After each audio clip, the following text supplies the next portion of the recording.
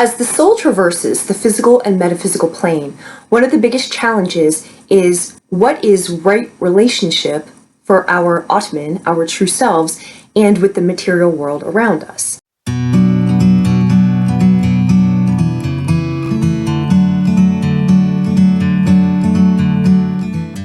The lunar eclipse that took place this morning is in Anuradha Nakshatra. And so for the next 2 weeks, the eclipse energy is going to be in this nakshatra. So the way that I organize these videos is to tell you about the energy, because they will describe what type of conflict you can anticipate and the intentions behind what interactions you'll have. So I start with that, and then the second part of the video will be a highlight for your sign so that you can check on exactly where in your life and how in your life this might be affecting you. I do recommend that you watch your sun sign, your moon sign, and your rising sign. Every person reads differently, so if you're new to my channel, find out which of these works for you. I do these every new moon and full moon. So when the new moon cycles come around and the full moon cycles come around, you know which of the signs in these videos resonates most effectively for you.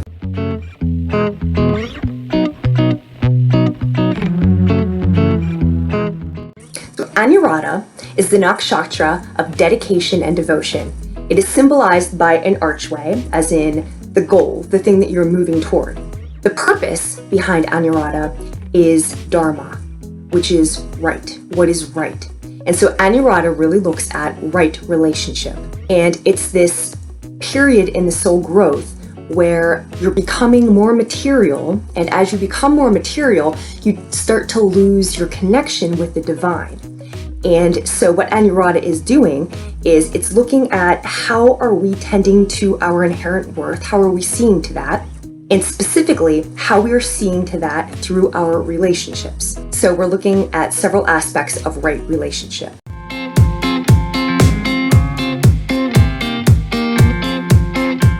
Anuradha Nakshatra is in the constellation of Scorpio.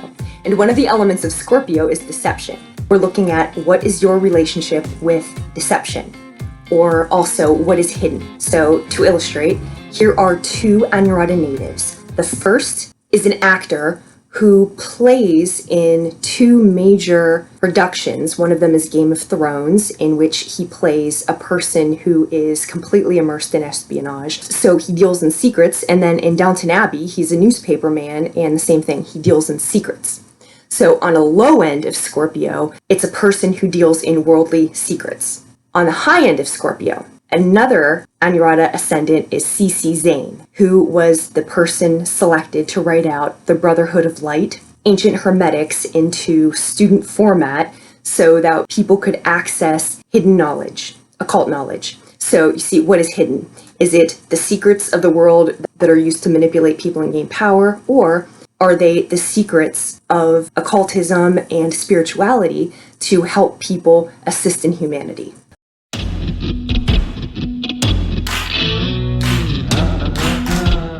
The next element is our relationship with relationships. So what is right relationship when it comes to relationships? The deity associated with Anuradha is Mitra, and Mitra is a god of the sun, and Mitra exposes things, exposes the path. It's interesting, as in lunar eclipses expose things, right? So you have Mitra, the god of the sun, and Varuna is also associated, and Varuna rules cosmic law. Varuna is also the ruler of the deep and in charge of night. So you have Varuna, you have night, and then you have Mitra, day. And here's the thing with it. Night and day are distinctly different. At dawn, they meet, they merge, and one becomes the other. At dusk, they meet and merge, and one becomes the other. While they have these parts where they merge together, they are distinctly separate. Just like in your friends group, in your relationships groups, with your significant other, with anybody you do dealings with. This is business, this is anything. The people you deal with, you contribute to them and they contribute to you because you are each distinctly different. You bring some attributes to the relationship which enhance each other, but if you all brought the same attributes, it wouldn't really be a relationship, it would just be a continuation of yourself, you see? So you have to be separate, night and day, you have to be separate in order to be distinctive. And in order to have relationships that complement one another, you bring different features. So that's why you separate, develop yourself, and then come together. So while the deity Mitra is a union maker, the ruler of Anuradha is Saturn, boundaries.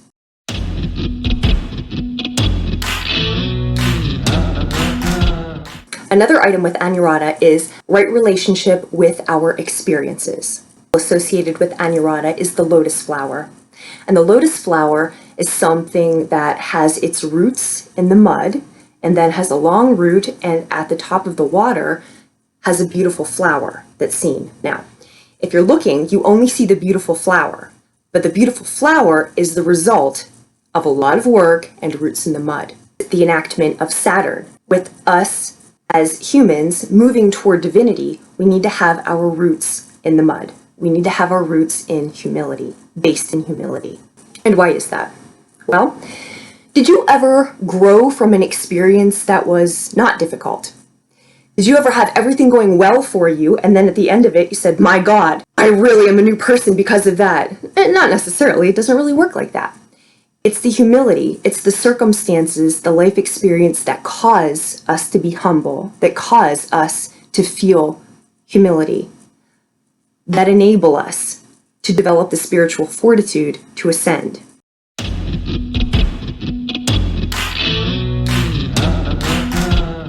What is right relationship with devotion? Well, if you merge with a thing, you cannot be devoted to the thing. You cannot actually love the thing because it's part of you. It stops, right? If you merge with the thing you are devoted to, you lose the ability to interact with that thing. Anuradha is the power of devotion and worship, and it's about the coming together.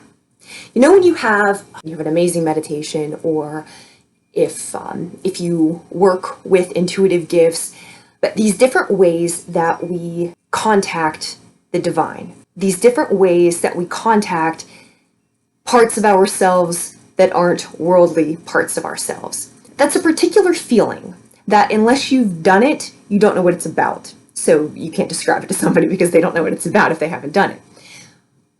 But if you're on this path, the difficulties with experiences, with people, with all of the troubles, when you have that connection, it makes it all worth it. The thing about it, we don't walk every day, all day with that connection. You can step in and out of it. Sometimes you stay with it for longer periods of time than others, but it's not all the time with you. And in a way, you see, that makes it a bit more special because you can connect with it, and then you can come back and do your work here in the material plane with the knowledge of what you really are and with the knowledge of what you can truly access. So that's another way that Anuradha expresses. We individuate from our bliss so that we can interact with and appreciate our bliss.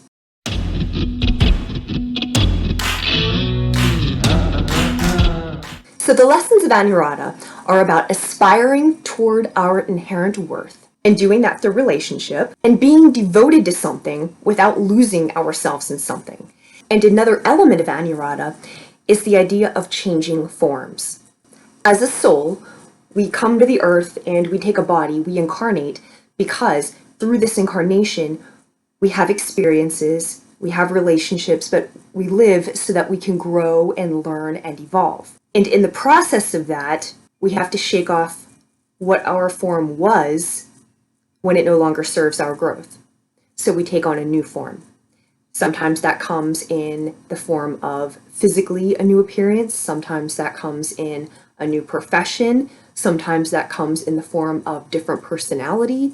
Sometimes that comes in the form of different friends, of different groups. But where we are currently reflects what our growth has been to this point.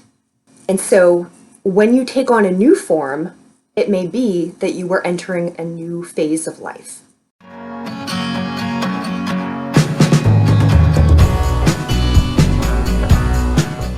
So whatever's happening, whatever's coming and going, what you do with eclipses is you just let it go. That's what you can do. It's happening. There's nothing you can do to stop it. It's happening. What you can do is control the way that you react to it. You can control how you're going to allow it into your life, whatever's happening, and how you're going to move into, with ease, the next phase.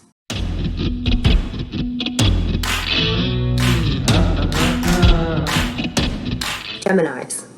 You are a sun, moon, or rising. This lunar eclipse is taking place in your 6th house. And 6th house is your health, your daily routines, that which you are a servant to. So it's not really the house of servants, it's the house of servitude. So like what you feel enslaved by. It's like co-workers, service, army, military, right? So for you, this energy is, first thing, is look for a sudden change, right? In your day-to-day habits, routines, just the way that you go about and spend your energy during the day. What do your habits look like? What does your workout regimen look like? What's your health look like? What's your nutrition look like? Look for a sudden change. And a lunar eclipse takes things out. So whatever it is, watch for something to go away. And it's fine, whatever it is, because that means always something better's coming. So the space needed cleared quickly. That's how eclipses work. So now look at, so it's in your 6th house. So you're looking at 6th house and also 12th house. And 12th house has to do with solitude, recovery, spiritual experiences, sleep.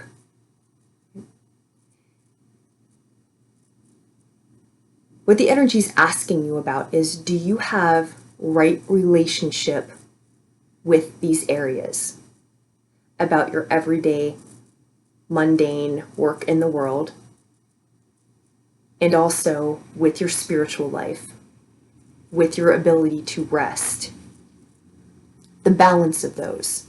What's your relationship like with those experiences, with those people?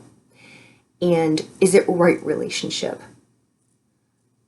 Are you in a position where you're separated enough from these elements to be devotional, to still be excited about your work, to still have love for it, to still have love for your spiritual practice? Or do you feel enslaved by it? Do you feel enmeshed in it? Has it become something that's just, it's so routine that you feel like you just feel chains around you? That's what the energy is having you look at, because that is not right relationship. So if it is, maybe that's what the eclipse is looking at, right? Maybe that's what the eclipse will take away, is that feeling, and replace it with something else, right? So you need to alter that relationship so that it's right relationship. That's what this energy is forcing you to do. Right? So in other moon cycles, the energy will have you look at something, have you consider something, have you take into account some factors, but this is eclipse energy, so if you don't take care of it, no problem, they'll take care of it for you. Now another item is, what secrets are there? What shadow elements are lurking that affect your everyday life, but are not said out loud? What are those things, especially if they are with coworkers, they're with people close to you? Because a lot of people work from home now. So things that are in your close proximity. And maybe you have somebody subtly reminding you of something that happened in the past, or some circumstance, or just some undercurrent, but something that is not said, something that is secret, something that is hidden. Because whatever is hidden is in the shadow. Sometimes we're unaware of it, but sometimes, usually, like, we are aware of it. Whatever secrets these are, we need right relationship with secrets as well. So now is the time that you can bring those secrets out. You can bring those things that aren't being said, but which drive your everyday activity and perhaps make you feel enslaved, and perhaps drive your energy in a way that is not in accordance with where you're trying to go. Now's the time to bring it to the surface. whatever circumstances you feel like you are in, especially if you're working from home and it's not your ideal and it's not what you wanted, and yet you are.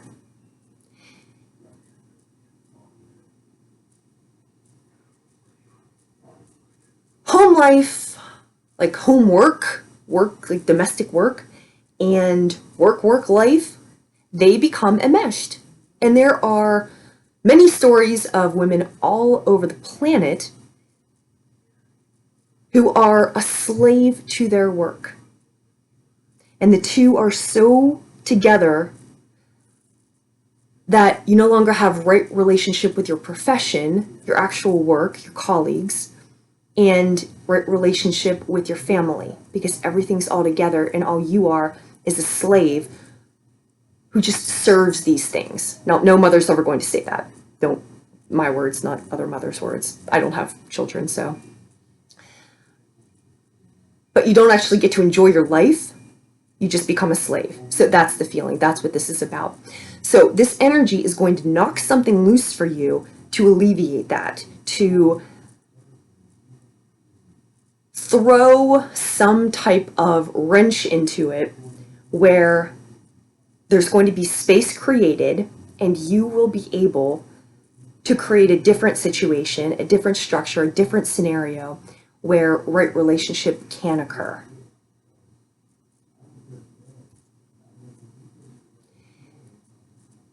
And with the secrets, however you happen to feel about something, however you think you brought this on yourself or didn't, or whatever brought you to here. Whatever it is that you don't want to say, whatever thing you want to keep silent, but still you're somehow beholden to whatever it is you want to keep silent, it's okay, you can let that go now. Because you are heading in a different direction. You are changing forms. The eclipse is going to help you get rid of something that is no good for you anymore and allow space to bring something else in. So you are changing forms. You are stepping on to your new path. You're continuing on. You're elevating. So whatever it was, have a right relationship too with your secrets. Bring them to the light. Forgive yourself if it's appropriate. But whatever it is, release it. You don't need it anymore.